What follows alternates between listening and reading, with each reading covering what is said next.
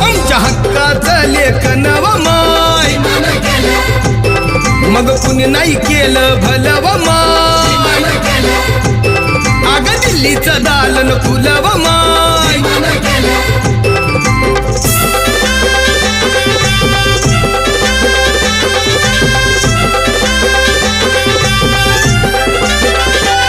तुमच्या पोरानं शाळेत शिकावं आशाला जारीला मुकावं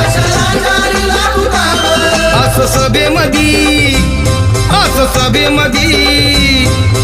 सभेमधी भाषण व